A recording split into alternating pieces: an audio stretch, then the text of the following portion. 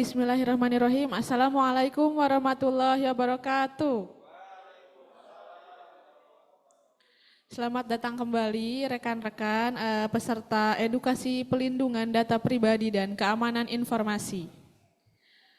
Untuk mempersingkat waktu mungkin kita langsung saja ke pemateri selanjutnya, yaitu penyampaian materi keamanan informasi oleh Bapak Agus Maulana Esmat selaku Sandiman Ahli Muda Direktorat Keamanan Siber dan Sandi Energi dan SDA BSSN.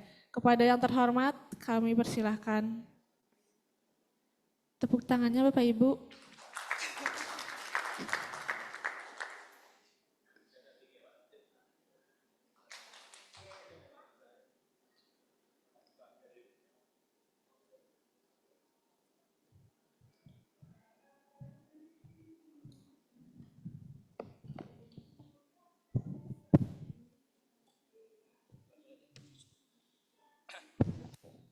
Bismillahirrahmanirrahim. Assalamualaikum warahmatullahi wabarakatuh.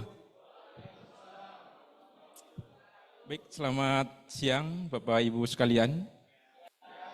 Oh ya, juga yang ada di online ya, jadi selamat siang semuanya. Baik, yang kami hormati, di sini Ibu Direktur nggak jadi kesini ya. Baik, tetap kami sapa Ibu Direktur SDM, Keuangan dan Manajemen Risiko, Ibu Indriani Widyastuti. Kemudian dari Ibu Kadif, ya, Ibu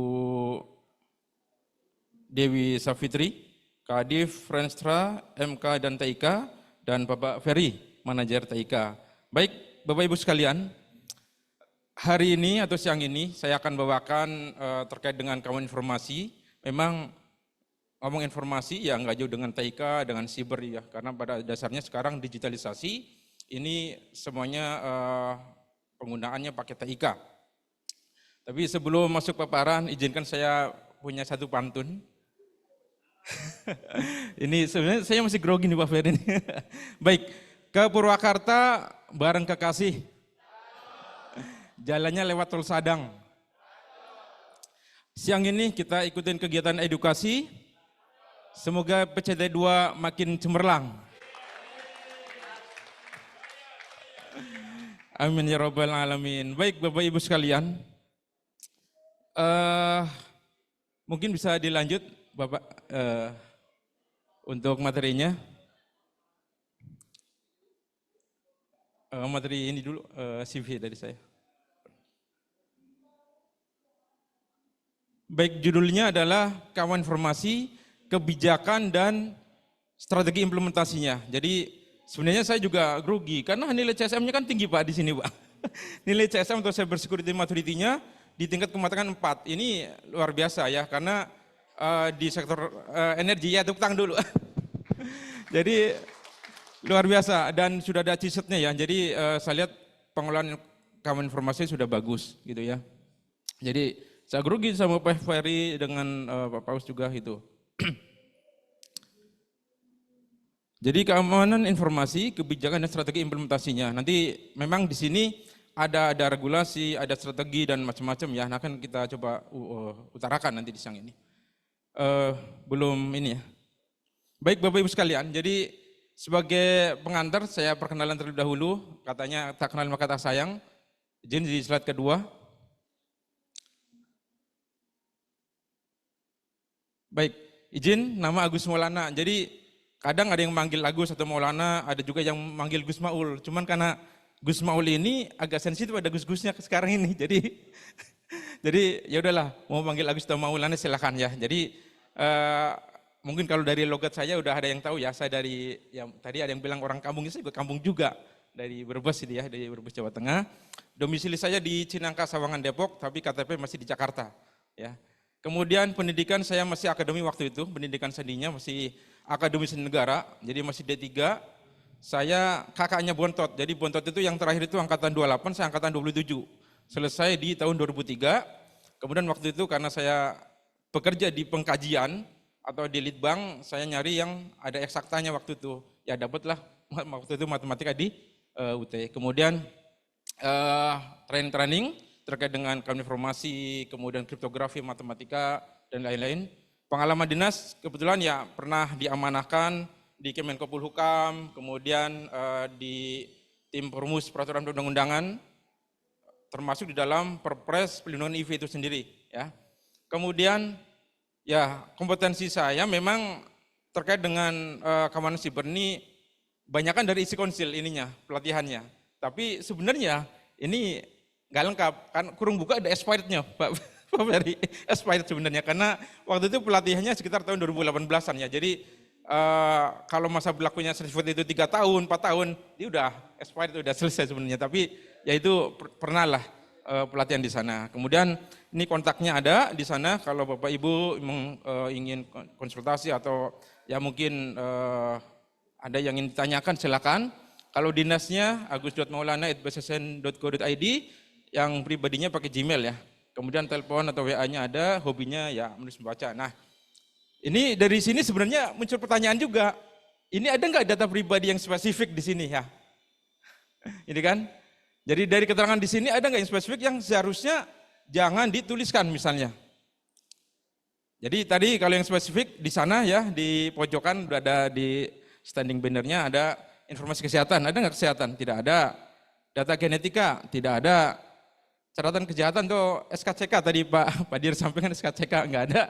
Data anak, nah, anak cuma 3 doang gitu maksudnya ya, tapi nama-namanya tetangga lahirnya nggak ada.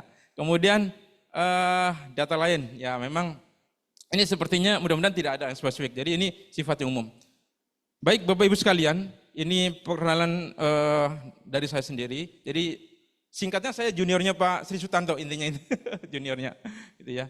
Jadi kalau sekarang udah untuk keahlian siber yang dari kedinasan, ini namanya Politeknik Siber dan Sandi Negara. Jadi di Akademi D3, kemudian jadi Sekolah Tinggi Sandi Negara D4 secara S1, sekarang Politeknik Siber dan Sandi Negara. Dulu kita baru diambil atau setiap tahunnya angkatan paling sekitar 15 atau 25 orang maksimal.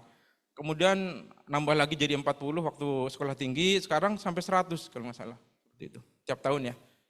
Baik, izin sebelum masuk materi, mohon bisa dibantu videonya Pak Asrot. Ya ini untuk semacam penyegaran buat kita ya. Ada video, bisa dibuka.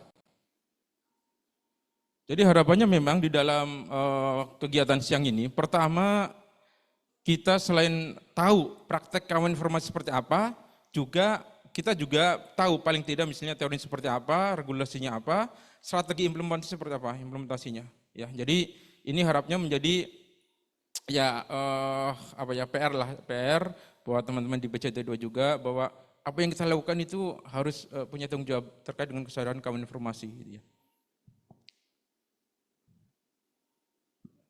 Kita tunggu sebentar. Nah ini yang video yang saya maksud maksudnya. Di perusahaan adalah agar semua karyawan menyadari adanya kebijakan terkait hal tersebut, serta mematuhinya dengan penuh tanggung jawab. Hal ini akan membantu kita dalam menghadapi masalah-masalah yang dapat muncul, serta untuk memenuhi persyaratan program pelatihan kepatuhan. Kita bisa saja memiliki sistem pengendalian paling canggih di dunia, namun ketika kita gagal mematuhi kebijakan dan praktek keamanan perusahaan, maka seluruh sistem keamanan akan runtuh seluruhnya. Jadi pertama-tama, apa risiko dari semua ini? Apakah memang sungguh-sungguh penting? Ya, sangat penting, karena ada risiko finansial di sana. Perusahaan Anda akan didenda jika terbukti tidak mematuhi peraturan perundang-undangan yang berlaku mengenai hal ini. Perusahaan juga akan menghadapi risiko hukum jika ada karyawan yang melanggar, baik secara sadar maupun karena kelalaian. Dan yang paling penting adalah, di sana ada potensi risiko hancurnya reputasi perusahaan. Kita semua pernah menyaksikan banyaknya perusahaan besar yang mendapatkan pemberitaan luas akibat kebocoran atau pencurian data perusahaan, dan tentu Anda tidak ingin hal ini terjadi. Ada beberapa alasan yang secara teknologis menyebabkan terjadinya kebocoran atau pencurian data, misalnya akibat virus ataupun malware. Namun, banyak pencurian data terjadi karena faktor kesalahan manusia dan faktor kecerobohan, misalnya, dokumen rahasia dan sensitif dibiarkan di tempat terbuka. Komputer di ditinggalkan dalam kondisi aktif tanpa proteksi password. Informasi sensitif dikirim melalui email tanpa dilindungi dengan password. Penyebab kebocoran dan pencurian data lainnya adalah rekayasa sosial. Teknik yang dilakukan terbilang sederhana, misalnya dengan menelepon kantor pusat, dan penelepon mengaku dari kantor cabang, lalu meminta informasi yang terproteksi. Mari sekarang kita membahas beberapa langkah spesifik yang dapat dilakukan. Pertama, perbaharui perangkat lunak antivirus dan anti-malware. Kedua, jangan install perangkat lunak yang tidak diperbolehkan perusahaan. Ketiga, jaga agar sistem operasi komputer Anda adalah yang paling mutakhir dengan selalu melakukan pembaharuan jika mendapatkan notifikasi. Keempat, lock off atau kunci layar komputer Anda ketika tidak digunakan, dan pastikan Anda menggunakan password yang diperbaharui secara berkala. Aktifkan password jika menggunakan screensaver. Kelima, simpan dokumen-dokumen penting yang mengandung informasi sensitif pada tempat yang aman dan terkunci. Keenam, buat kebijakan meja kerja dalam keadaan bersih dan rapi pada waktu ditinggalkan. Ketujuh, jangan pernah menuliskan password atau kata sandi Anda dimanapun. Password atau kata kunci yang dituliskan pada selembar kertas kecil lalu ditempel pada monitor komputer Anda adalah sama artinya Anda tidak memiliki password. Dan kedelapan, jangan pernah membuka lampiran email dari pengirim yang tidak Anda kenal. Kunci dari semua ini adalah dengan membuat praktek keamanan sebagai kebiasaan, dan proaktif melaporkan hal-hal yang mencurigakan, maupun adanya masalah atau risiko keamanan potensial, ke pejabat keamanan atau yang berwenang di perusahaan Anda. Buatlah agar praktek keamanan menjadi sebuah kebiasaan yang dapat melindungi semua data dan informasi, sumber daya, maupun reputasi perusahaan. Terima kasih telah menonton video ini, dan sampai jumpa. Baik Bapak Ibu sekalian, jadi dari 2-3 menit ini sudah bisa menangkap pesannya. Jadi udah selesai berarti Pak. Sudah selesai. Bahkan sebenarnya ini kawan informasi ini teori umum ya, yang sebenarnya pelindungan data yang tadi disampaikan Pak Sri Sutanto tadi pagi, justru itu lebih spesifiknya gitu ya, lebih penjurusan kekhususan gitu ya. Jadi tapi tidak apa-apa, akan coba saya utarakan di sini. Ada beberapa teori-teorinya terkait dengan keamanan informasi, sistem manajemen keamanan informasi, bagaimana kita melakukan penanganan insiden gitu ya. Dan tadi informasi yang tadi lewat video, saya pikir itu sudah memuat semuanya, ada risikonya, apa yang harus kita lakukan itu ya. Jadi semuanya ada, regulasi juga. Kalau yang video yang baik Bapak Ibu yang saya hormati, lanjut di slide berikutnya. Ya, lanjut. Baik. Ada beberapa outline atau isi materi yang akan saya sampaikan sampai mudah-mudahan nggak lama lah ya Pak ya, Pak Heri. Jadi ada initial overview, gambaran awalnya, kemudian definisi dan prinsip keamanan informasi, sistem manajemen keamanan informasi, ancaman dan risikonya apa, manajemen insiden seperti apa, kebijakan dan standarnya, ya apa. Sebenarnya kan sudah ada standar dokumen yang dibuat ya Pak ya, SMK ya. Nah ini mungkin mengacu ke ISO ya kali Pak ya. Baik ISO, tapi nanti akan saya sampaikan selain ISO masih ada lagi. Kemudian ada instrumen evaluasinya atau pengukuran yang dilakukan untuk penilaian keamanan informasi apa, strateginya apa, dan kesimpulan tindak lanjutnya. Harapannya memang dari bahasan ini Bapak Ibu tahu pertama teori-teori tentang keamanan informasi, yang kedua strategi implementasinya dan kebijakan seperti apa. Lanjut. Baik, ini gambaran awal. Tadi sekilas sudah disampaikan Pak Sri juga, tapi ini memang dari sumber yang berbeda, sehingga sangat mungkin datanya juga berbeda. Ya, kalau tadi Pak Sri sampaikan bahwa penggunaan internet di sana 70%, di sini 66%, tapi tidak ada masalah ya. Bisa jadi memang range ambil datanya berbeda ya. Di sini saya dari mata saya enggak ini, gitu ya. Dari sumbernya di bawah ada tertulis gitu. Jadi intinya penggunaan internet begitu tinggi ya, baik yang sifatnya mobile, data seluler, juga yang lain-lain gitu ya, ada media sosial dan sebagainya. Intinya dengan, siap.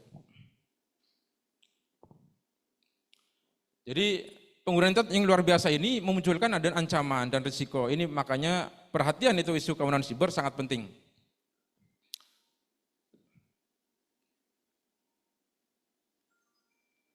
Lanjut ya. Nah ini gambaran umum lagi. Ini untuk posisi sampai 18 Agustus ya. Saya belum update sampai yang Desember atau November. Ini sudah terdapat 118 juta anomali traffic ya yang kita monitor dari BSSN. Artinya apa? Bahwa serangan dari luar itu luar biasa ya. Ini. Dari 118 juta ini ada top 3 yang paling atas. Ini dari malware activity-nya ada 59%, Trojan 17 sekian persen, dan lainnya ini 8,46%. Jadi di sini kelihatan sekali bahwa memang kita sering sekali menjadi target untuk ancaman atau serangan siber, dan di sini untuk peaknya, puncaknya di sini Maret ya, di sini Maret gitu ya. Di sini belum kita hitung lagi untuk Agustus akhirnya sampai Oktober, November, dan nanti Desember. Nanti landscape ini memang akan kita update terus. Biasanya di sekitar bulan pertama atau bulan kedua di tahun berikutnya akan kita launch atau publish dokumen lengkapnya terkait dengan anomali ini secara keseluruhan, 1 tahun itu berjalan.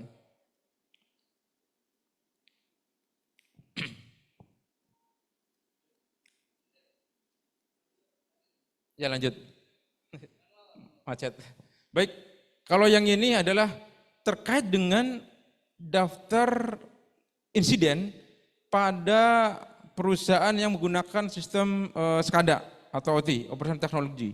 Nah ini kenapa saya perkenalkan, saya tidak tahu proses bisnis yang ada di PJT2 misalnya, apakah ada misalnya penggunaan OT yang memang juga punya risiko-risiko ya, yang keamanan sibernya. Dan di sini kita paparkan, karena bagaimanapun harus kita punya aware ya, punya kesadaran atau kesepahaman bahwa apapun teknologinya, baik IT maupun OT, itu punya risiko yang harus kita manage dan kita mitigasi.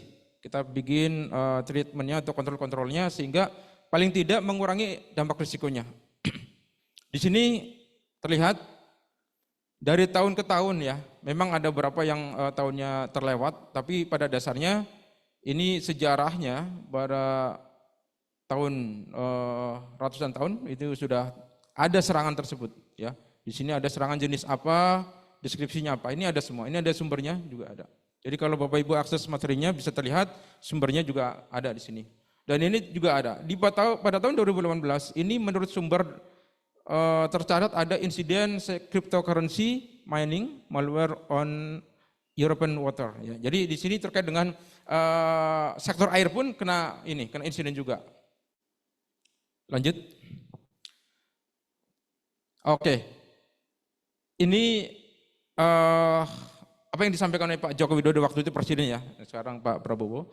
Jadi ini tahun 2019, bahwasanya pada dasarnya beliau menekankan bahwa data ini adalah jenis kekayaan baru kita, bangsa Indonesia, makanya harus dijaga dengan baik. Kedaulatan data itu harus benar-benar diwujudkan. Nah ini juga bisa menjadi latar belakang Undang-Undang PDP ya, bagaimana Pak Presiden punya konsen betul terhadap perlindungan data.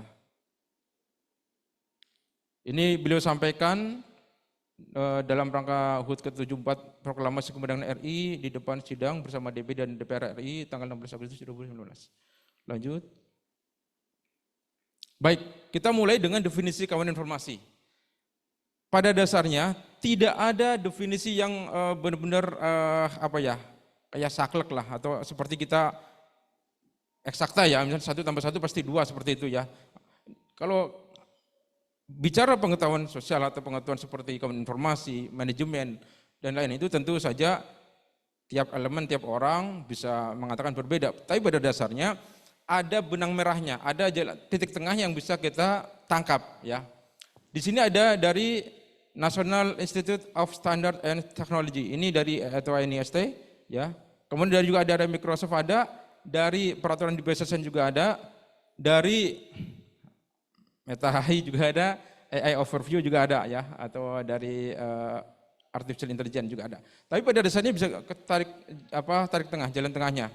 Misalnya dari NIST di sini, The Protection of Information System from Unauthorized Access, Use, Disclosure, Disruption, Modification, or Destruction in order to provide confidentiality, integrity, and availability. Ini pada dasarnya ini sama juga sebenarnya dengan makna yang ditulis oleh Microsoft atau yang lainnya. Pada dasarnya adalah ini semacam untuk pelindungan ya, atau prosedur untuk melindungi informasi dari apa?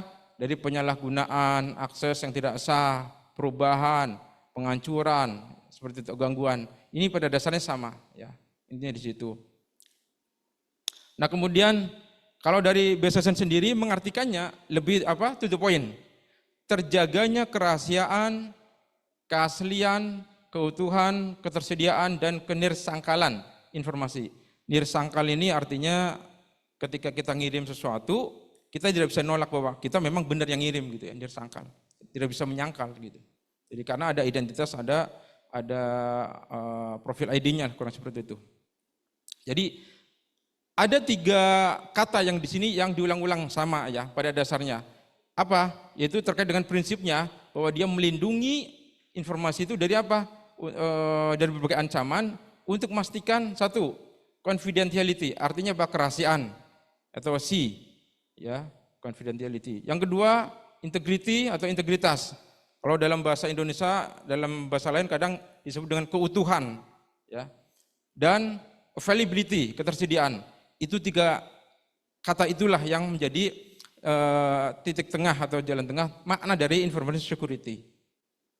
Ini juga sama, di bawah juga sama. Intinya pada dasarnya dia melindungi informasi dari ancaman dan risiko itu. Dan 3 hal itu ya, untuk melindungi informasi dan bisa menjaga fungsi-fungsi CIA tadi, confidentiality, integrity, dan availability. Ini yang 3 prinsip itu. Lanjut di slide berikutnya, lebih jelas lagi. Nah di sini, ya, ini menjadi prinsip utama dari kawan informasi.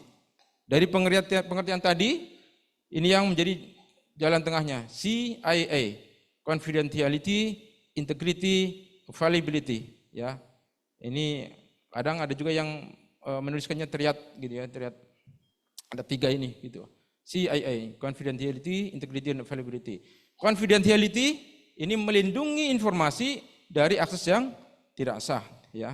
Integrity melindungi informasi dari perubahan atau modifikasi yang tidak sah. Availability ini lebih kecenderungan bagaimana pihak yang sah bisa mengakses ya informasi itu kapan saja. Itu. Jadi ini yang menjadi target atau prinsip dari kawan informasi itu sendiri.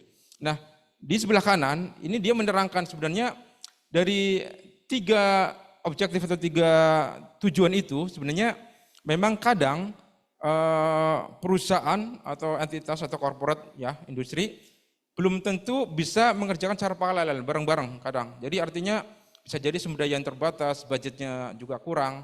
Kadang mungkin antara CIA tadi nggak seimbang ya, mana dulu yang menurut mereka lakukan. Nah, tapi pada dasarnya harapannya idealnya ini bisa dilakukan bersama-sama ya.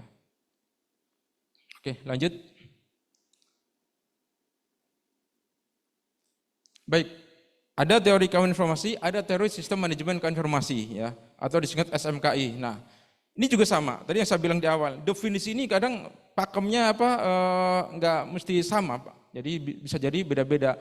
NIST bilang ini, kemudian dari yang umum seperti apa, dari peraturan BSSN juga beda. Tapi ada jalan atau garis tengahnya ya. Pada dasarnya ini kalau kita ambil definisi umum ya, yang nomor 2, SMKI adalah serangkaian kebijakan, prosedur, praktik, dan teknologi yang digunakan untuk melindungi informasi dari segala ancaman dan risiko yang mungkin terjadi. Ya, ini jadi serangkaian kebijakan. Ini memang bahasanya umum juga memang. Tapi kalau diambil dari pengertian di sini, ya intinya hampir sama juga. Ya, standard provide a set of process. Jadi sekumpulan proses juga atau kontrol ya. Terkait dengan apa? Ada governance, tata kelola, risiko, compliance atau kepatuhan. Ini pada dasarnya sama untuk melindungi informasi ini. Kemudian di BSSN sendiri memang waktu itu SMKI itu istilah itu populer ketika ada Kementerian Kominfo waktu itu ya, yang mengawaki Kawan Informasi waktu itu Pak Ferry ya, sampai ada Direktorat Kawan Informasi itu sendiri di Ditkaminfo. Kemudian setelah ada BSSN yang peleburan atau upgrading dari lembaga negara, EDCRT juga masuk ke BSSN. Ini kita mengenalkan lagi yang tadinya SMKI jadi Sistem Manajemen Pengaman Informasi SMPI. Nah ini sesuai dengan di Perban atau Peraturan BSSN nomor ulangi nomor 8 ya, lupa. Nomor 8 tahun 2020 tentang sistem pengamanan dalam penyelenggaraan sistem elektronik. Artinya di sini artinya pengaturan kewajiban bagi penyelenggara sistem elektronik dalam penerapan manajemen pengamanan informasi berdasarkan asas risiko. Nah, ini juga sama. Risiko di sini juga muncul. Risiko di sini muncul. Ini. Jadi ada dan di sini risiko muncul. Artinya memang ada titik tengah di sini bahwa ketika proses SMKI ini kita lakukan pada dasarnya berbasis risiko. Ya, risiko itu ada, kita manage ya. Nah, di sini tahapan secara umum kita lakukan ketika SMKI ini. Kita merencanakan, kita lakukan, tindak lanjutnya seperti apa, kemudian ada cek atau evaluasinya seperti itu. Ya, dari plan di sini macam-macam ya. Ini mungkin nggak begitu jelas ya di layar ya. Jadi ada ruang lingkupnya apa, untuk identifikasi aset seperti apa, kerangka manajemen risikonya apa, kemudian juga kita mengidentifikasi risikonya apa, analisis atau skor ya, terus kemudian sampai pada memvalidasi kontrolnya, itu ya. Terus what documentation di sini artinya proses perencanaan ini harus didokumentasi ya. Kemudian do-nya di sini juga kita mengimplementasikan, implement plan ya. Jadi rencana yang di awal harus kita rencanakan. Kemudian di act-nya di sini adalah continuous improvement ya, peningkatan yang berkeberlanjutan. Jadi act-nya di sini, kemudian evaluasi dicek di sini. Lanjut. Baik. Ini contoh sederhana ya. Kalau Bapak Ibu lakukan yang dari poin-poin ini, berarti Bapak Ibu juga udah sadar, udah paham. Jadi udah fasih Pak Ferry, udah aman berarti. Yang tadi juga sempat ini juga singgung sama Pak Sri Sutanto ya. Jadi udah gunakan kata sandi yang kuat dan unik. Tadi sebenarnya ada pertanyaan yang agak sedikit ini Pak Ferry waktu yang Kahoot yang pertama. Rumit. Kata rumit tadi jebak sebenarnya. Yang penting kuat dan unik ya, jadi bukan rumit ya. Rumit khawatirnya kalau kita nggak hafal malah repot. Itu yang repot itu kalau rumit ya Pak ya. Kata-kata rumit ini jadi debatable ya. Tapi kalau kuat dan unik kan bisa jadi nggak mesti rumit gitu ya. Kuat dan unik gitu. Kan bisa jadi misalnya kata Herpor ya. H 4 R ya P-nya mungkin entah ganti 6 atau apa misalnya, terus E-nya ganti 3 gitu ya, seperti itu. Itu kan nggak rumit ya, tapi ya kuat, dikasih tahun misalnya. Kemudian ini kalau yang enkripsi mungkin bisa jadi banyak yang belum ya, tapi kita kalau misalnya merefer ke teorinya SMKI ya memang harus ya, kalau ada data yang Bapak Ibu yang sensitif, terutama yang mungkin ya teman-teman yang di keuangan, belakang kan ada itu orang keuangan. Kalau misalnya datanya sifatnya terbatas atau rahasia, ya kalau itu memang sebaiknya terbatas, ya bisa disandi atau dienkripsi ya. Untuk algoritmanya ya bisa algoritma yang standar atau yang di custom, silahkan. Nah ini two factor authentication ya, atau multifaktor MFI juga bisa. VPN, tapi kayaknya sekarang udah jarang yang pakai VPN Pak Ferry. Tapi masih ada sih, ya bagus itu. VPN, terus kemudian perangkat yang aman ya. Nah ini biasanya sudah ada antivirusnya. Kemudian waspada terhadap tautan. Nah ini juga kalau misalnya kita menghindari ada kemungkinan atau dugaan kita, ini jangan-jangan phishing, ya udah kita waspada. Apalagi kita nggak kenal email dari mana kan, abaikanlah atau delete aja. Pengelolaan data pribadi dengan baik. Nah ini juga tadi yang disampaikan oleh Pak Sri Sutanto di awal ya. Ini juga. Jadi sebenarnya memang kawan informasi dulu baru pelindungan data pribadi ini ya seharusnya petnya ya. Jadi yang ini umum-umum. Terus ini menggunakan web atau jaringan internet yang aman. Nah ini juga tadi yang disampaikan di pagi hari.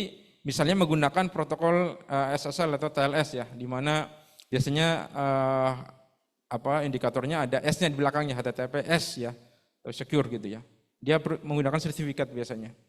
Kemudian backup data ini juga sama. Nah ini jadi ingat PDNS memang tadi ya. Jadi PDNS ini memang dia serangan ini dugaannya ya terakhir kesimpulannya memang ada ulah oknum gitu yang ibaratnya secara ini mungkin akun kredensialnya bocor atau leak gitu ya, sehingga dipakai oleh orang tidak bertanggung jawab seperti itu.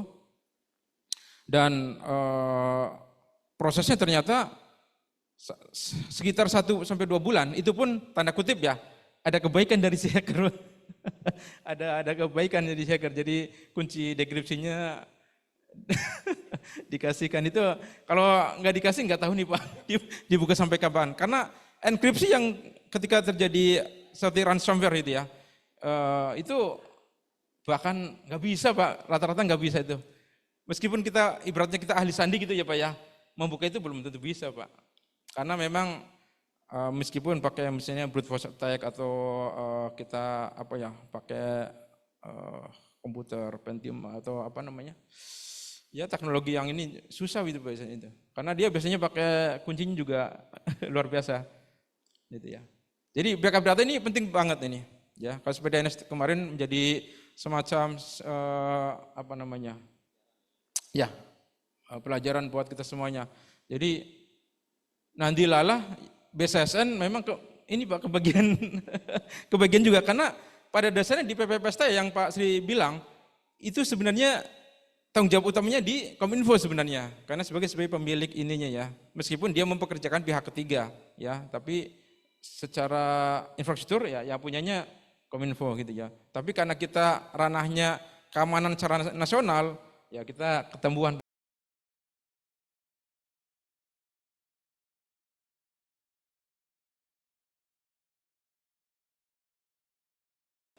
itu. Nah ini backup data waktu itu yang sering ngomong tuh malah jadi Menteri Kominfo, jadi Menteri Komdijinya Pak sekarang Pak, si Ibu Metia Hafidnya. Backup data seperti itu. Jadi kemudian memperbarui sistem ini juga sama ya. Tadi kalau misalnya ada yang sudah kadaluarsa sudah lawas ya baiknya di update itu ya. Misalnya antivirusnya atau OS-nya seperti itu. Manajemen akses juga sama ini. Jadi antara admin dan bukan admin itu harus jelas. Masa bukan admin bisa apa buka root atau apa gitu kan, nggak boleh kan. Memeriksa aktivitas, nah ini juga kalau memeriksa aktivitas ini memang jarang sekali ya mungkin ya, rata-rata admin mungkin atau yang punya apa ya dibekali job desk yang memang dia harus semacam analisis lognya itunya. Tapi kita bisa sebenarnya, misalnya apa ya buka event log atau security lognya di komputer kita bisa, tapi jarang sih, apalagi kalau misalnya banyak PR numpuk Pak, ya itu udah nggak kepikiran Pak pasti. Kayak Pak Ferry nih, kayaknya sibuk banget. Nah, terus edukasi dan pelatihan ini juga bagian dari implementasi keamanan siber, karena bagaimanapun security awareness atau peningkatan kapasitas itu kalau bisa dilakukan berkala setiap tahun misalnya. Nah ini contoh implementasi yang sebenarnya Bapak Ibu sudah lakukan, jadi sudah aman Pak. Jadi ingat kalau nilai CSM-nya tinggi, aduh luar biasa Pak. Jadi grogi di sini kan. Lanjut. Baik. Ancaman dan serangan. Ya, ini juga anak kaitannya dengan tadi ya, sistem manajemen keamanan informasi. Awalnya bagaimana suatu proses misalnya ada kebijakan prosedur itu ya bisa melindungi informasi itu dari ancaman dan serangan ini. Nah, di tabel ini memang ini juga ini banyak versinya, tapi ini enggak apa-apa, ini gambaran umum. Di sini ada tipe ancamannya apa, motivasinya apa, targetnya apa, metodenya apa. Ini luar biasa banyaknya apa ya. Ada disebut dengan cyber war misalnya, perang siber. Motivasinya bisa politik ya, political dominance misalnya sama militer. Ini juga bisa. Misalnya nih, Rusia Ukraina. Ya bisa jadi karena memang saat ini masih ketegangan masih ada kan gitu, dan secara apa history itu ada mereka main siber-siberan seperti itulah. Jadi political ada di sini. Nah, targetnya apa? Ya enggak sembarang ini, critical infrastructure ini Pak. Jadi yang penting-penting. Kalau di kita ya banyak yang memang ini. Misalnya apa? Nyerang listrik, nyerang stok minyak dan gas gitu ya. Itu. Metodenya ini luar biasa banyak juga. Ada attack, corrupt, exploit gitu ya. Kemudian ada juga spionase, ada kejahatan cyber, ini yang biasa ya. Kalau kejahatan cyber ini memang kecenderungannya memang motifnya ekonomi kadang ya. Gitu. Ada juga seperti itu. Ada juga yang iseng, ada juga sih. Ada yang iseng ada. Kemudian hacking ya. Kalau hacking kadang ada juga yang sifatnya dia ya ingin apa iseng-iseng ada gitu, ego gitu ya. Kemudian ya sini hacktivism, aktivism sama cyber terrorism. Ya sampai terorisme. Ini ancaman-ancamannya, ya ini metodenya, ini targetnya yang ada yang individual, ada yang komunis, ada yang government, ini masing-masing. Kemudian serangannya apa? Serangannya ini juga banyak sekali. Ya ini juga masih ada beberapa hal lain yang mungkin saya belum tertulis di sini. Ada penipuan, fraud, ada sabotase, web defacement. Ya ini juga yang biasa kita temui ya. Misalnya perubahan di dalam tampilan halaman. Ya, jadi apa Pak ada yang main slot. Itu ada yang web defacement ya. Jadi slotnya ditaruh di bagian depan atau apa itu ada gitu. Kemudian ada yang apa nangkap password, pemutusan atau DOS ada, account hijacking, pencurian identitas, data leak atau kebocoran data, malware, ransomware, APT atau Advanced Persistent Threat, phishing, spam. Ya banyaklah ini ancaman serangannya. Makanya ini ketika transformasi digital ini tantangannya luar biasa. Maka tidak heran BUMN dengan forum digital ya Pak ya, 4DG ya Pak ya, itu terus menekankan tentang keamanan informasi. Ada kalau nggak salah forum IT, ada juga forum OT ya Pak ya. Itu. Jadi memang kadang bahasanya mereka IT dan OT itu dilakukan setiap tahun berkala. Lanjut Mas. Baik. Nah ini yang di awal tadi saya sampaikan, bisa jadi risiko itu juga ada di OT juga ya.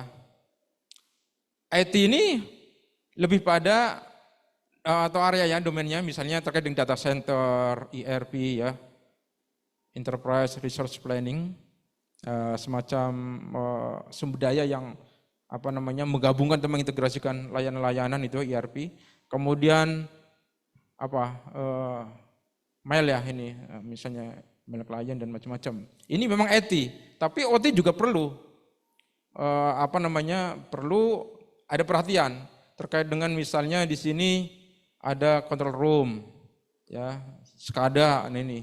Nah kemudian di bawah ini perkembangannya ada yang mencoba mengkonvergensi atau mencoba menggabungkan antara IT dan OT. Mereka harapannya lebih efektif lah seperti itu. Tapi tentu saja tetap memunculkan risiko-risiko baru gitu ya.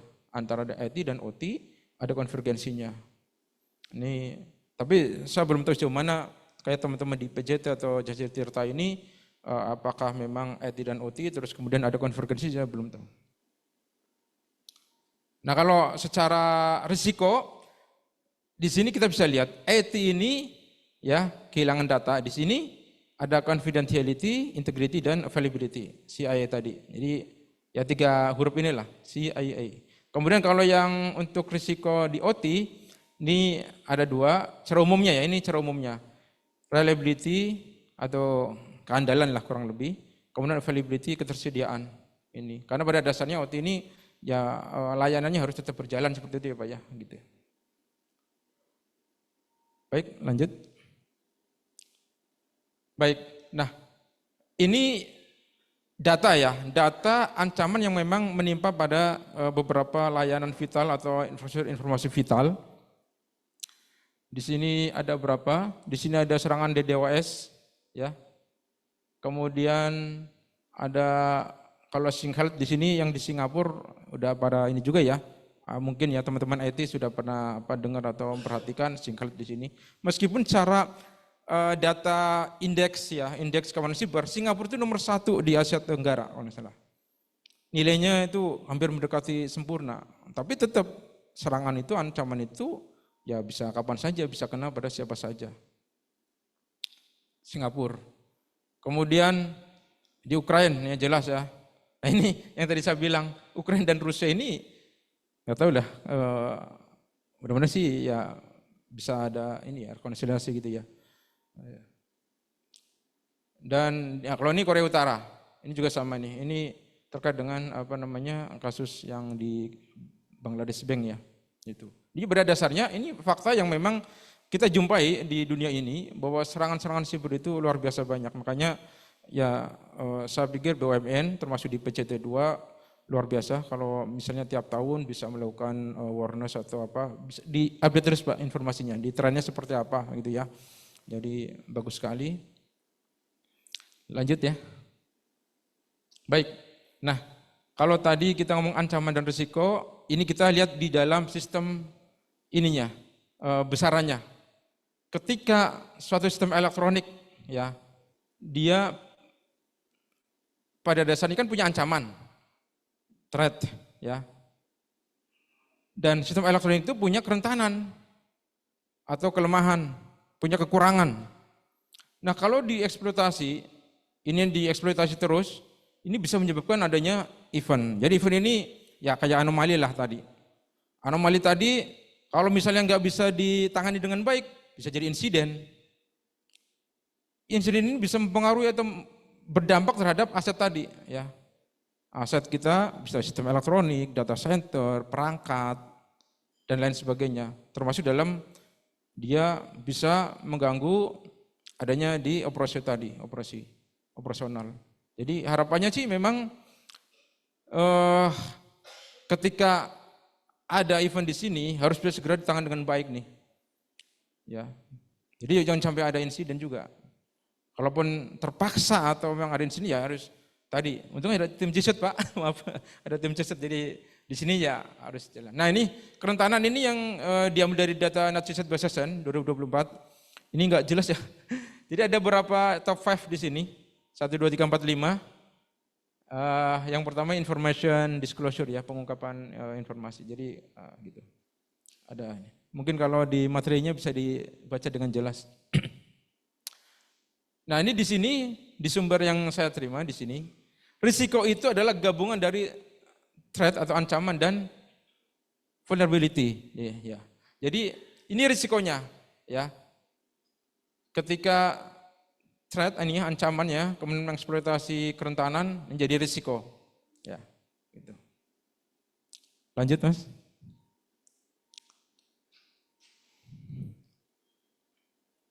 Baik. Ini ada 3 bagan, bacanya agak susah ya juga ya, mungkin dari jauh ya. Nah, mungkin kita bisa fokus di bagian paling kanan. Paling kanan adalah terkait dengan proses manajemen risiko itu sendiri. Ya, kita tentukan dulu di sini konteksnya atau ruang lingkupnya apa, di sini kemudian identifikasi ya. Setiap sistem elektronik yang berjalan, layanannya apa, pasti punya risiko. Kita identifikasi risikonya apa, kita analisis ya. Kemungkinan apa, dampaknya apa, seberapa sering misalnya. Nah, nanti ada evaluasinya. Ya kan? Biasanya kan ada yang pakai tabel gitu. Ya, ada yang pakai tabel. Tapi memang pendekatan untuk menyusun risk register ini juga masing-masing sih. Tapi setahu saya kayaknya di BUMN sudah ada ini Mas ya, sudah dibakukan ya, diseragamkan ya. Ya. Kalau nggak salah namanya ini apa ya? Apa sih saya lupa, di keputusan yang Pak Menteri itu yang di prioritas keamanan siber tuh ada juga tuh kontrolnya apa, kalau nggak salah pembedaannya ada gitu. Jadi gitu. Nanti ada di sini juga gitu. Kalau nggak salah daftar risikonya ada klasifikasinya gitu. Nah kemudian treatmentnya apa? Kalau sudah ketahuan ya risikonya apa, kemudian ada hasil evaluasinya, skornya berapa misalnya, ini kita treatmentnya apa. Nah dari proses ini diupdate dengan 2 sisi, harus ada monitoring dan reviewnya, kemudian sebelah kirinya juga ada communication ya. Nah kalau yang sebelah sini di sini adalah terkait dengan prinsip awalnya, bahwa manajemen risiko itu ada poin dari A sampai itu K ya, 11. Ini misalnya create a value, artinya apa? Dia harus ada punya nilainya gitu ya, punya nilainya. Kemudian integral part of organizational process, artinya dia bagian dari proses organisasi secara umum. Sampai selesai di sini. Jadi intinya ini prinsipnya apa? Manajemen risiko itu artinya memang itu bagian daripada proses organisasi yang begitu penting, ya.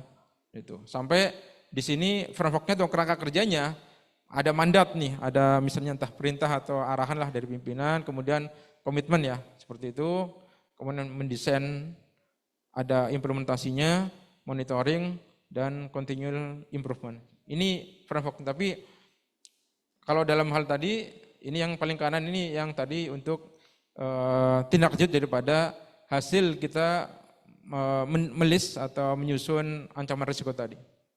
Lanjut. Baik, nah ketika ada manajemen insiden, ketika ada insiden, maka kita lakukan manajemen insiden. Tadi nyampe di sini tadi kotak tadi terakhir tadi. Ya, ada insiden, dia mengganggu operasional, ya.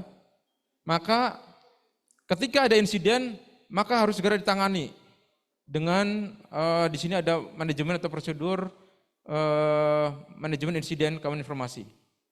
Siapa pelakunya atau yang menangani? Di sini disebut dengan tim CSIRT ya, tim CSIRT. Tapi ketika dia mungkin ya nggak tertangani dengan baik, dia bisa eskalasi atau bisa koordinasi dengan tim CSIRT lainnya, IRT di sini ya, external stakeholder and IRT itu ya. Ini insiden respon tim yang lain, pihak lain. Ini bisa sektoral, bisa BSS, ini bisa di sini. Nah, ini harapannya apa? Harapannya di sini ketika penanganan di sini dia menggunakan standar yang ISMS tadi. Di sini sudah ada dokumen SMK-nya bagus. Ya, ini bisa menggunakan ini dan di sini pasti ada kontrol-kontrolnya Pak ya. Ada kontrol-kontrolnya. Ini harapannya bisa mengurangi risiko yang terjadi atau mengurangi dampaknya. Ini kaitannya dengan tadi ada ancaman, ada risiko, kemudian menyebabkan ada event, insiden. Nah, insiden ini harus ditangani dengan baik oleh tim CSIRT-nya. Ya, melalui manajemen di sini ya dengan prosedurnya ISMS. Nah, sebelah kanan ini lebih pada proses penanganannya tadi, ada plan and prepare ya, kemudian detection and reporting ya, reporting, assessment, kemudian respon sama lesson learn ya. Mohon maaf. Saya kalau matanya udah nggak beres nih, sebenarnya masih muda lupa saya. Lanjut. Nah, baik. Ini sedikit ini aja pendalaman aja. Slide ini untuk pendalaman saja. Jadi pada dasarnya setiap proses proteksi pelindungan kita kepada aset-aset kita ya menggunakan kriptografi, ada secure network ya, jaringan sudah aman. Kemudian kontrol aksesnya juga udah bagus, firewall-nya udah dipasang, hardening PC atau hostnya udah keren, keamanan aplikasi dan data protection juga ada dikerjakan, tapi tetap ada threat-nya, ada ancamannya ya. Kita juga sudah ada manajemen risiko di sini ya, yang tadi kita melalui polisi-polisi. Nah, di sini ketika tetap terjadi ya ada insiden, maka kita lakukan di sini respon. Nah, respon di sini ketika eskalasinya makin tinggi bisa menjadi disaster ya. Maka respon dan disaster recovery ini penting ya. Nah, proses respon ini harapannya ada 3. Pertama, minimalisir kerugian. Kemudian di sini juga untuk perbaikan atau persiapan penanganan insiden berikutnya, dan ini yang ketiga langkah hukum kalau diperlukan, karena pada dasarnya tindakan terhadap kejahatan siber ya sudah masuk proses pidana ya, baik di dalam undang-undang ITE dan lain sebagainya. Ini juga diperlukan. Maka di sini misalnya nih ada kegiatan forensik seperti itu bisa jadi diperlukan ya. Oke, ini pertanyaan Pak atau gimana? Kasih pertanyaan dulu. Baik ya, baik, satu pertanyaan dari saya untuk teman-teman, nanti katanya ada hadiahnya. Baik, langsung angkat tangan ya. Bapak udah angkat tangan, udah tahu aja pertanyaannya. Baik, enggak Pak, ini pertanyaan dari saya Pak, maaf Pak. Jadi dijawab, bukan dari, oh ya, dari saya. Nanti Bapak Ibu sekalian bisa jawab, nanti yang jawab dengan benar akan mendapatkan hadiah. Kalau yang sudah menjawab, masih boleh nggak Pak? Oh boleh. Baik, sebutkan 3 prinsip keamanan informasi. Ya, Masnya. Ayo, tidak boleh nyontek. Sebutkan namanya, dari mana Mas? Unit kerja mana gitu? Izin Pak menjawab, perkenalkan nama saya Surya dari Divisi Keuangan. izin Pak menjawab. Jawaban saya adalah disingkat CIA, C-nya confidentiality, I-nya integrity, dan A-nya adalah availability. Artinya gimana? Artinya apa? Sebutin aja. Jadi untuk confidentiality, jadi informasi dilindungi dari orang yang mencoba mengakses yang tidak memiliki izin akses seperti itu Pak. Untuk integrity berarti informasi dilindungi dari perubahan yang tidak diizinkan. Yang ketiga availability, menghadirkan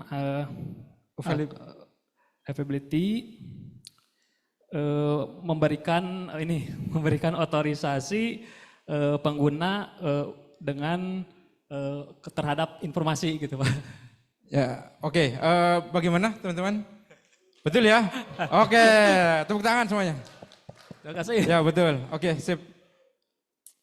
Oke. Untuk pertanyaan nanti di akhir ya Pak ya. Mohon maaf ya Pak. Untuk pertanyaan nanti di akhir nanti. Pak, Ya. Bapak bisa bertanya 2 pertanyaan. Tadi satu lagi nggak apa-apa. Oh nggak apa. Sekarang Ya, nggak juga apa. atau Ya. nanti di akhir? Nanti ada sesi tanya jawab lagi sih, beda lagi Pak. Jadi Oh. sekarang pertanyaan dari Bapak. Ini boleh. masih banyak nggak materinya? Atau sepatu nanti pertanyaannya nanti pas belakang itu. Nanti aja ya. Baik, kita lanjut dulu. Ini tadi udah ya. Oke. Baik, ini juga pendalaman ya singkat terkait dengan penanganan insiden siber. Mungkin teman-teman IT mungkin sudah terbiasa ya. Bagaimana ada 4 tahapan utama yang kita lakukan ketika melakukan penanganan insiden siber. Pertama preparation. Kemudian yang kedua adalah detection and analysis. Kemudian ada containment, eradication, dan recovery. Kemudian post incident activity. Nah, ada beberapa sebenarnya di referensi yang berbeda, kadang dipecah-pecah. Di detection sama analysis dipisah, containment dipisah, eradication dipisah, recovery dipisah, baru post incident activity memang. Tapi secara umum di sini sama ya, tapi ini disimplifikasi atau disederhanakan menjadi 4. Di sini untuk preparation, penjelasannya adalah dia merupakan tindakan untuk mempersiapkan organisasi dalam menghadapi insiden keamanan siber. Contohnya apa? Sudah ada prosedurnya, sudah dibentuk tim C-suite-nya. Ini preparation, sudah bagus. Jadi kalau di PJT 2 ya terburuknya misalnya ada insiden, ya paling tidak kita yang di BSN sedikit tenang lah, ada tim C-suite. Kalau enggak ini Pak, ya mungkin biasa-biasa aja ya insidennya gitu ya. Udah ada C-suite-nya udah aman lah gitu kan. Ada Pak Ferry aman. Nah kemudian detection. Di sini untuk mengidentifikasi dan melakukan verifikasi terhadap insiden. Jadi yang kita dapat dari sistem monitoring atau deteksi, misalnya, oh ini insiden kelasnya misalnya ya bisalah untuk teman-teman IT sendiri langsung bisa deteksi gitu ya. Itu. Analisis ini ya, misalnya ya jenisnya apa, serangannya apa misalnya, dampaknya apa, skalanya apa. Ini tentu analisis di sini juga dikaitkan dengan risiko-risiko yang ada gitu ya. Containment ini lebih pada kita ya biar nggak menyebar lah insiden itu atau semacam mencegah penyebarluasan. Eradication ini ya kurang lebih dari apa ya, penyebab kejahatan tadi, insiden tadi ini kita hilangkan, eradication.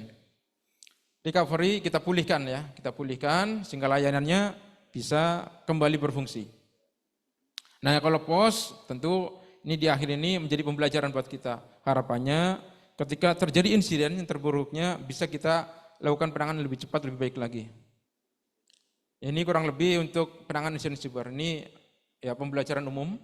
Jadi ada preparation, kemudian detection and analysis, containment. Ini sering keluar nih kalau biasanya di materi-materi itu. Gitu. Lanjut.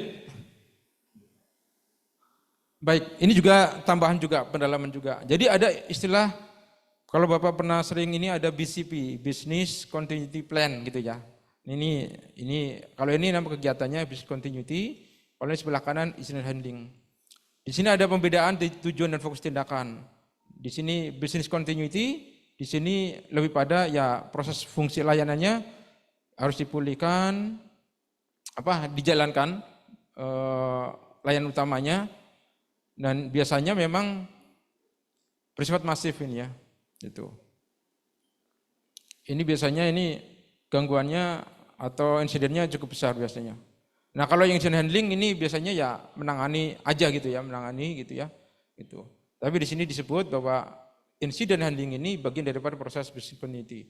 Jadi harapannya memang eskalasinya nggak sampai menjadi krisis siber atau manajemen krisis gitu, tapi cukup bisa diselesaikan dengan cepatnya. Kemudian fokusnya kalau di business continuity ini pada keberlanjutan bisnis, kalau ini incident handling ini pada keamanan aset informasinya. Yang tadi yang disebut oleh Bapak dari keuangan, di sini ada ini ya, confidentiality, integrity, availability. Gitu. Mungkin itu, kalau ini sekedar timeline aja, intinya ada ketika ada event, juga kejadian, nah ini tadi bisa eskalasinya bisa jadi insiden ya, ini harus segera dilakukan manajemen insiden, dan kemudian ini harapannya sih memang nggak sampai emergency atau apa ya, tapi kalau terjadi emergency, darurat ya, harus ada manajemennya. Kemudian dari recovery-nya, nah ini harapannya semua layanan pulih semuanya di sini. Lanjut. Baik. Kita akan masuk pada regulasi dan standar teknisnya. Tapi kita perlu tahu juga benefitnya apa, keuntungannya. Organisasi PJT2 misalnya compliance terhadap regulasi gitu ya. Nah ini Bapak Ibu, ini memang ini juga sama ketika ilmu manajemen atau sosial ini juga beda-beda, tapi ini secara umum seperti ini. Pertama, pelindungan data dan informasi pelanggan. Ini kata per ya Pak, ada R-nya. Jadi tadi kayaknya pas undang-undang salah Pak, banyakan yang ada R-nya ini. Kalau ini perlindungan data ya, ini bukan nama undang-undang tadi. Kegiatan perlindungan data dan informasi pelanggan. Kemudian bisa mengurangi risiko hukum dan denda. Ini juga di video juga dipaparkan ya. Ya, di beberapa ini kayak tadi misalnya di PDP dia bisa kena denda maksimal 2% kalau tidak salah ya dari pendapatan. Kemudian meningkatkan efisiensi operasional ya. Kalau dia sesuai dengan prosedur yang ada. Meningkatkan kepercayaan dan reputasinya. Tentu kalau kita sudah compliance misalnya punya standar ISO dan lain-lain, pasti juga customer atau karyawan juga pasti bangga ya gitu. Dan mengurangi risiko operasional. Nah, compliance IT ini terhadap regulasi apa saja? Nah, di sini bisa ada undang-undang, ya misalnya ITE, PDP, PP, peraturan pemerintah, peraturan presiden, instruksi presiden, peraturan menteri, atau yang terakhir itu ya dari Pak Erick Thohir, keputusan menteri ya Pak ya, Kepmen ya Pak? Nggak salah ya, Kepmen ya, Kepmen. Nah ini kemudian standar, nah standar ini juga bisa beda-beda, tergantung mungkin karakteristik daripada perusahaan itu sendiri. Ada yang mungkin terbiasa dengan ISO, ada juga yang pakai NIST, COBIT gitu ya, itu tidak ada masalah itu ya. Bahkan di dalam Kepmen BUMN nanti juga akan saya paparkan, itu juga menuliskan nanti ada juga yang sifatnya opsional itu harus dilakukan, yang standarnya itu disesuaikan dengan kebutuhan dari organisasi itu sendiri. Kemudian prosedur atau kebijakan lainnya, ada pedoman tata kerja, perjanjian kinerja, rencana induk gitu ya. Ini bisa terjadi pada nah ini lucunya ini Pak Ferry, saya baca di Kepmen BUMN Pak Erick Thohir ini suratnya itu bisa berlaku untuk perusahaan BUMN, anak dan cucunya. Jadi saya baru tahu kalau ada cucu Pak, maksudnya saya pikir anak perusahaan saja ya yang yang ada gitu istilahnya. Cucu perusahaan aja Pak. PJT2 punya cucu Pak, cucu. Apa anak doang? Oh belum jadi cucu, belum. Kalau anak perusahaannya apa coba? Boleh tahu Pak? Oh, yang nangani waduk Pak.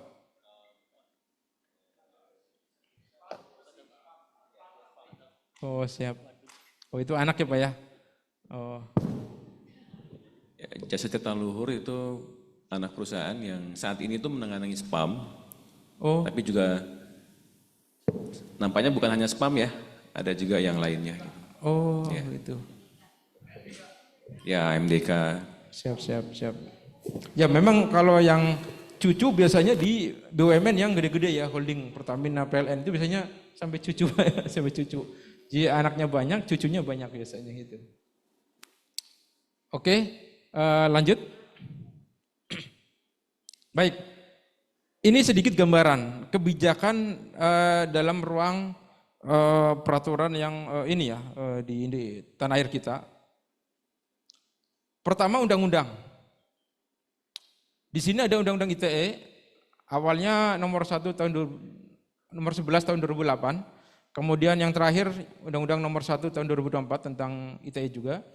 Kemudian ada yang PDP terakhir undang-undang nomor 27 tahun 2022. Nah, yang di sini diselipkan ada undang-undang nomor 23 tahun 2014 tentang pemerintahan daerah. Kok bisa? Di sini sebenarnya memuat tentang persandian di sini. Persandian di dalam tugas di sini terkait dengan keamanan informasi juga, ya. Yang di provinsi atau di kabupaten biasanya pelaksananya adalah di Dinas Kominfo. Kemudian PP, ada PP PSTE, PP 71 tahun 2019. Kemudian Perpresnya ada Perpres tentang yang BSN otomatis, Perpres SPBE, Perpres pelindungan IIV, Perpres tentang SKSN dan manajemen krisis siber. Ini beberapa terkait dengan keamanan siber juga. Nah, peraturan BSN dan peraturan KAI lainnya. BSN punya beberapa peraturan badan yang turunan dari Perpres IIV, ada juga peraturan KAI lainnya. Misalnya nanti ada Capmen dari BUMN ya. Nah, ini di sini jelas. Tadi yang disampaikan Pak Sri Sutanto ya, di PP PST ini pasal 3 setiap penyelenggara sistem elektronik harus menyelenggarakan SE secara andal dan aman. Apa itu andal dan aman? Andal adalah sistem elektronik memiliki kemampuan yang sesuai dengan kebutuhan penggunaannya. Andal. Aman adalah sistem elektronik terlindungi secara fisik dan fisik. Nah ini kan SE ini ya semuanya, baik publik atau privat ini harus kena semuanya, termasuk pemerintah.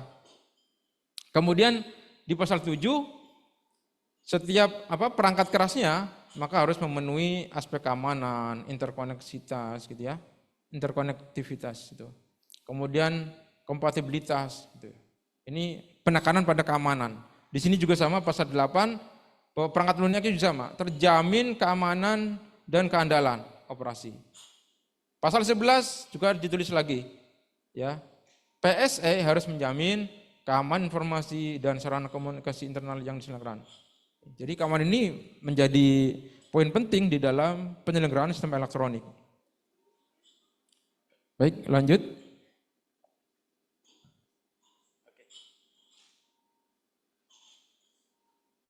Baik, ini sekilas ya. Jadi tadi ada Perpres 47 tahun 2023 tentang SKSN. Ruang lingkupnya apa? Ada tata kelola, manajemen risiko, kesiapsiagaan dan tahanan, penguatan pelindungan IV, kemandirian kriptografi, peningkatan kapabilitas, kapasitas dan kualitas, kebijakan keamanan siber dan kerjasama internasional. Ini ruang lingkup atau fokus areanya, gitu ya. Ini memang ini dipakai untuk semuanya, semua pemangku kepentingan yang memang dia punya kegiatan keamanan informasi itu keamanan siber. Dia bisa menggunakan aturan ini. Lanjut. Baik, ini juga sebagai pengetahuan ya. Jadi ada Perpres pelindungan IV. Nah, sektor air ya yang mungkin menjadi proses bisnis utamanya di PJT ini tentu bisa kita evaluasi nantinya Pak. Apakah ke depan bisa masuk dalam sektor IV Pak? Karena sejauh ini yang menjadi IV yang tadi disebutkan oleh Pak Sri Sutanto, ada pemerintahan, ada pertahanan, ada transportasi, keuangan, kesehatan, SDM, TIK, pangan, ya. Nah, yang lainnya di sini ini belum diputuskan, tetapi masih diberikan kesempatan. Kalau misalnya ada usulan, oh ini masuk IV, di mana ketika kalau ada gangguan maka mempengaruhi misalnya perekonomian nasional, itu ya, atau pertahanan keamanan, maka bisa diusulkan menjadi sektor IV. Nanti lewat keputusan presiden juga. kemarin sempat ada isu sektor pendidikan gitu ya, sama kalau kehutanan juga saya bingung, apakah masuk sektor pangan atau bukan. Jadi saya setiap waktu koordinasi dengan misalnya perhutani gitu ya, itu kan di sektor perhutanan. Nah dia itu nggak pernah tuh koordinasinya dengan Kementerian Pertanian, nggak pernah. Karena sektor pangan di sini kan KL-nya Kementerian Pertanian, dia seringnya sama dengan BUMN. Kalau misalnya KL-nya kadang Kementerian Kehutanan sendiri gitu kan. Makanya ketika sektor kehutanan dia mengidentifikasi ada sistem elektronik yang IV, kita bingung.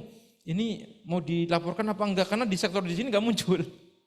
Padahal di dalam proses mengidentifikasi IV, sektornya dulu ditetapkan. Ini sektornya. Misalnya ini PJT ketemu ya Pak ya, ada sistem elektronik yang begitu penting, vital. Dan dianggap IV.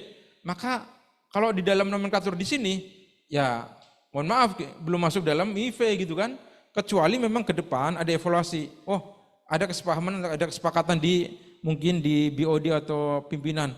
Oh sektor pangan ini, sektor sumber daya air ini sektor yang krusial, penting. Atau mau masuk dalam sektor pangan silakan gitu ya. Artinya tapi perlu ada kajian dulu bahwa kalau misalnya dia IV maka tentu saja ada pengaturan-pengaturan terhadap IV itu sendiri. Misalnya di sini ada manajemen risikonya, ada standarnya apa, pengelolaan insidennya seperti apa, ya ISAC atau Information Sharing and Analysis Center, kemudian peningkatan kapasitasnya apa. Nah ini sama maturitas keamanan siber atau CSM-nya. Ini yang harus kita perhatikan kalau memang itu IV. Tapi itu sumber daya air sejauh ini kalau dia ngomongnya sektor air misalnya atau sumber daya air di sini nggak muncul.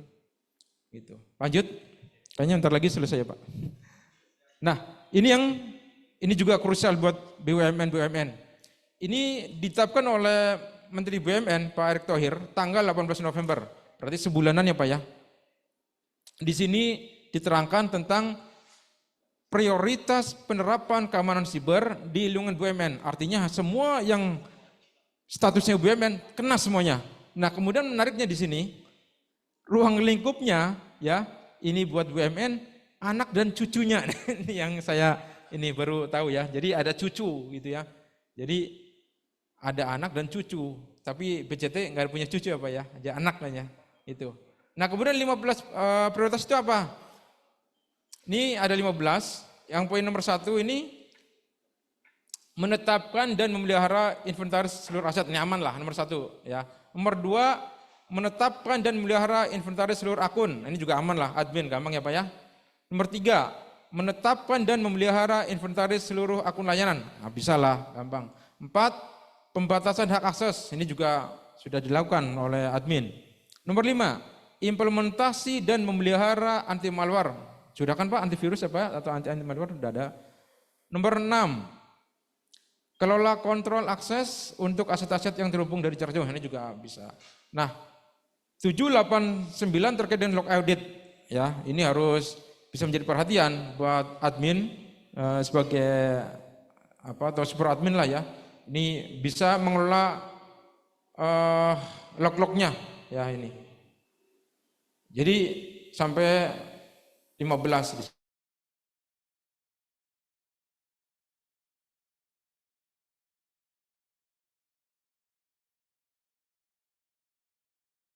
Ya, yang kotak ini tabel ini.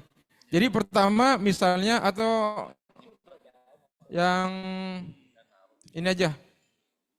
Kalau nomor, oh iya. Ini log audit ya, tapi ini ya misalnya nomor 5 misalnya ya. Implementasi dan memelihara anti malware software. Ini di sini kategorinya proteksi. Jadi saya lihat dari BUMN sudah membagi, ada proteksi, ada deteksi, ada identifikasi, ini sesuai dengan kerangka keamanan siber ya. Kemudian dan di sini yang tadi saya bilang, ternyata pembagian risikonya ada yang sistemik A, sistemik B dan netral di sini. Nah ini saya belum dapat penjelasan dari sistemik A, sistemik B, tapi di atas sempat ada, ke atas lagi Mas sedikit. Kalau sistemik A, misalnya dia validasi semua akun layanan dilakukan cara ini tergantung ya, sistemik ini sesuai dengan ininya, barisnya row-nya ini. Ini. Ya. Oh B, sistemik B. Penjelasannya gimana Pak Ferry? Bisa dibantu Pak? Sistemik A dan sistemik B. Kalau di register itu. Oh gitu. Oh ya baik. Jadi kalau sudah kelihatan mana A mana B, bisa lakukan sesuai dengan ketentuan. Di sini validasi semua akun layanan dilakukan cara berkala minimal setiap 3 bulan. Tapi ini ada laporannya nggak Pak? Disuruh laporan Pak ini? Oh siap. Jadi ini bagus sekali bahwa setiap penyelenggara sistem elektronik harus laporan ya. Nah ini contoh implementasinya ada dokumen dan macam-macam. Oh ya. Baik, lanjut ya biar cepat.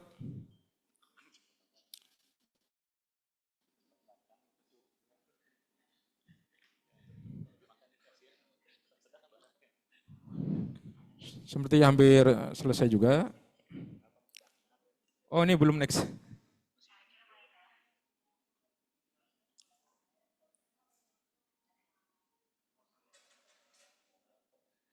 Ya ada kendala teknik sebentar.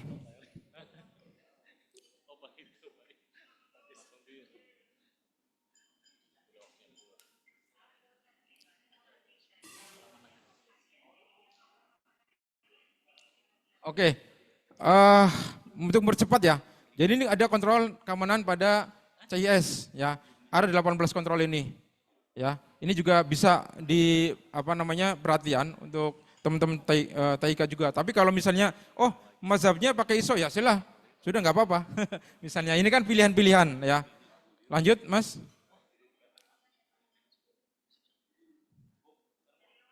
Nah ini untuk yang NST. NST untuk yang terbaru di tahun 2024 ini, dia sudah memberikan semacam kontrol-kontrol ini bisa untuk yang sifatnya IT juga OT di sini ya. Jadi ada 6 fungsi di sini untuk tata kelolanya, governnya, kemudian identifier, identifikasi, proteksi, deteksi, respon dan recovery atau pemulihannya. Di sini ada kategori-kategorinya. Kemudian untuk penandanya ya atau sebutannya di sini ada.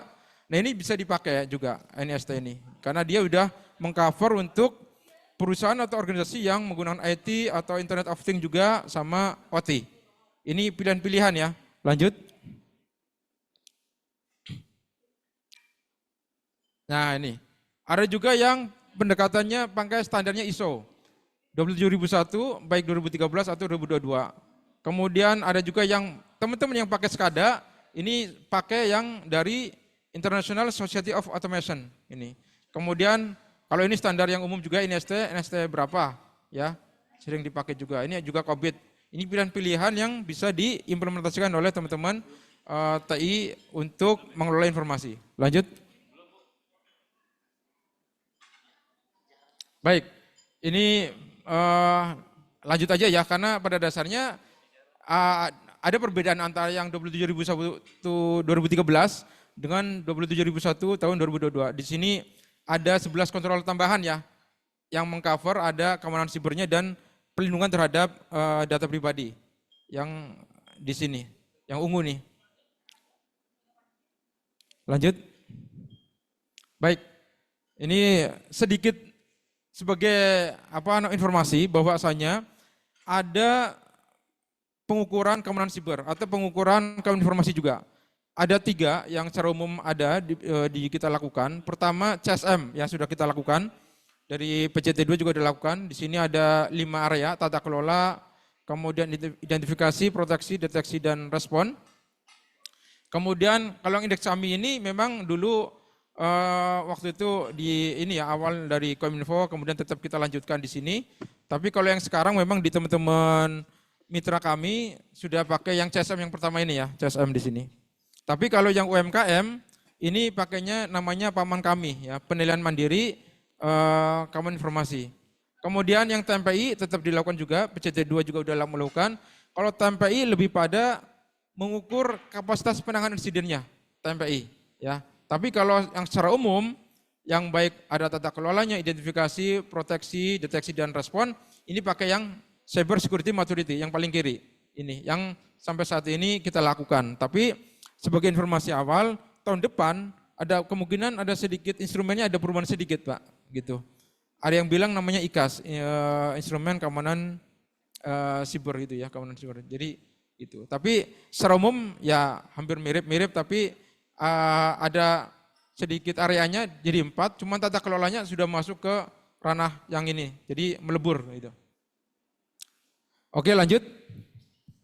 Hampir terakhir, ini sebagai informasi saja bahwa PSE termasuk di PCT 2 ini seharusnya bisa mematuhi beberapa ketentuan dalam peraturan BSSN juga ada, di misalnya tentang SMKI nomor 8 tahun 2020 dan lain sebagainya, termasuk tadi ya peraturan dari BUMN tadi. Nah, dia juga harus ada peningkatan kapasitasnya di sini, ya, berupa ada asistensi, workshop dan lain sebagainya. Kemudian juga berupa yang hari ini kita lakukan, ini kita anggap sebagai bagian daripada cyber security awareness ini. Nah, kemudian untuk yang semuanya ini ada pengukuran keamanan, kematangan keamanan siber atau cyber security maturity. Kalau ISO sudah standar nggak Pak di sini Pak? Sudah Pak, sertifikasi? Oh belum? Oh siap, ya. Gak apa-apa, jadi pada dasarnya beberapa PSE ada yang sudah sertifikasi. Dan CISET udah dilakukan. Lanjut.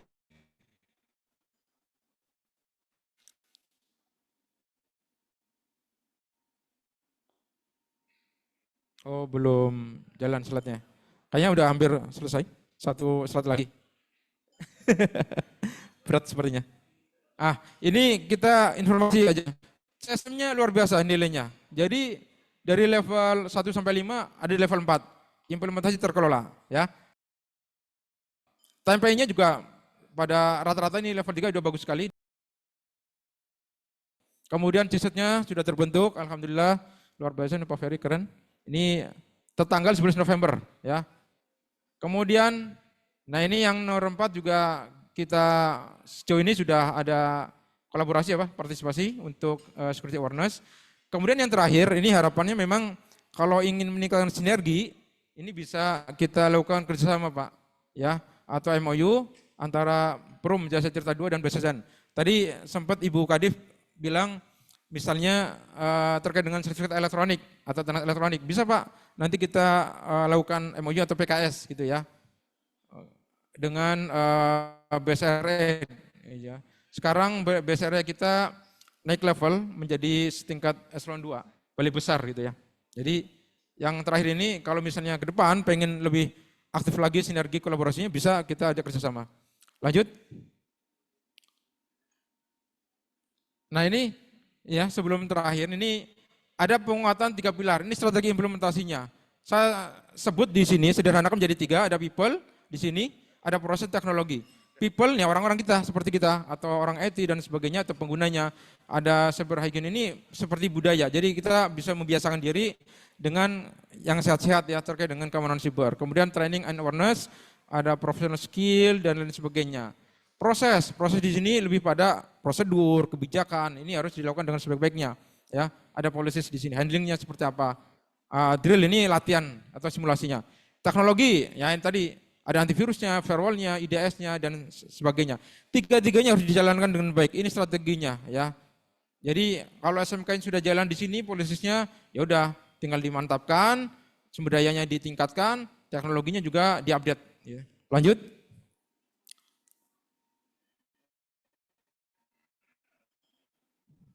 Oh, lagi loading. Baik. Ada 5 hal di sini ya yang saya tekankan di sini. Mungkin bisa fokus di pada yang merah-merah. Pertama, adanya kebijakan. Alhamdulillah sudah dilakukan, ya. Yang kedua, adanya komitmen dari seluruh level. Alhamdulillah. Ini juga saya lihat siang hari ini bentuk dari komitmen ya, Pak Ferry ya. Jadi ada acara ini, teman-teman juga hadir, ini komitmen bahwa memang keamanan informasi itu penting dan diharapkan memang ya aman gitu ya. Nomor 3, perlu peningkatan kapasitas SDM yang komprehensif ya. Ya hari ini juga kita lakukan. 4, penguatan tadi yang terakhir tadi ada people proses teknologi. Ya ini dilakukan. Yang kemudian yang terakhir adalah berkolaborasi serta menyusun program keamanan informasi. Ini harapannya ya nanti teman-teman IT bisa menjadi leading sektor untuk yang peningkatan ini semua. Termasuk ada program-programnya apa yang bisa mungkin kolaborasi dengan BSSN itu ya. Gitu. Lanjut. Ini terakhir. Di slide terakhir, ingat quotes dari kriptografer, ahli kriptografi. Dia menyusun buku macam-macam menjadi panduan atau referensi buat kami juga yang waktu belajar kriptografi. Namanya Bruce Schneier.